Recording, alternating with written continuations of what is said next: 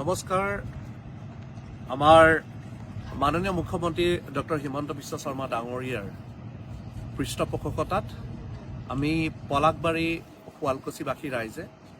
আমি পলাকবাৰী শুৱালকুছি ব্ৰিজ পাবলৈ সক্ষম হৈছিলোঁ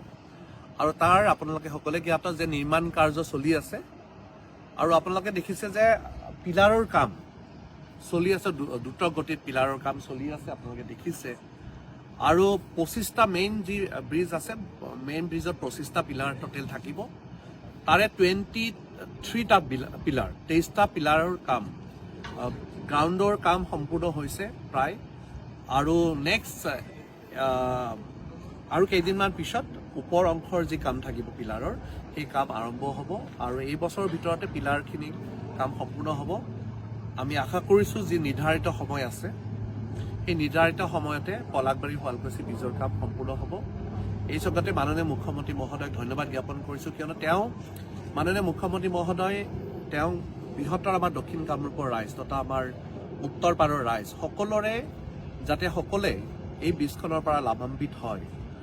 আমাৰ দক্ষিণ পাৰৰ ৰাইজ যাতে অতি সহজে শুৱালকুছি হাজো নলবাৰী বৰপেটা যাব পাৰে ঠিক তেনেদৰে আমাৰ নলবাৰী বৰপেটা ৰাইজ যাতে দক্ষিণ পাৰলৈ লগতে এয়াৰপৰ্টলৈ যাতে অতি কম টাইমত আহিব পাৰে এইটোৰ কাৰণে এই মাননীয় মুখ্যমন্ত্ৰী মহোদয় এই ব্ৰিজখন তেওঁ দিছিলে আৰু আজি এই ব্ৰিজখনৰ আজি আহি যথেষ্ট ভাল লাগিছে যে যথেষ্ট কাম অগ্ৰগতি লাভ কৰিছে এই ব্ৰিজখনে যথেষ্ট কামৰ অগ্ৰগতি লাভ কৰিছে আৰু আমি আশা কৰিছোঁ নিৰ্ধাৰিত টাইমতকৈও আগতে এই ব্ৰিজখনৰ কাম সম্পূৰ্ণ হ'ব যাৰ জৰিয়তে নেকি আমাৰ বৃহত্তৰ অঞ্চলৰ ৰাইজে আমি সকলোৱে উপকৃত হ'ম আৰু আমি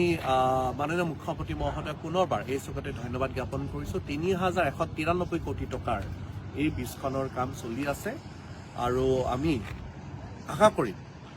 যে অনাগত দিনবিলাকত আমাৰ এই ব্ৰিজখনে সকলোকে আমি যথেষ্ট উপকৃত কৰিব এই চকতে পুনৰবাৰ মাননীয় মুখ্যমন্ত্ৰী মহোদয়ক আমি ধন্যবাদ জ্ঞাপন কৰিছোঁ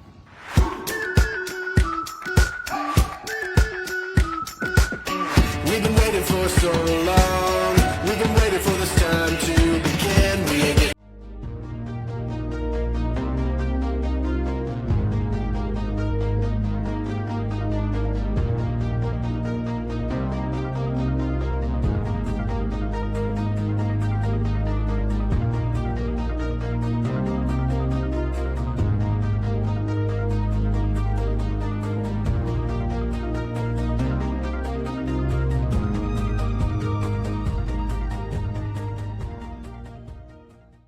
Stay informed, stay ahead. News Any 365.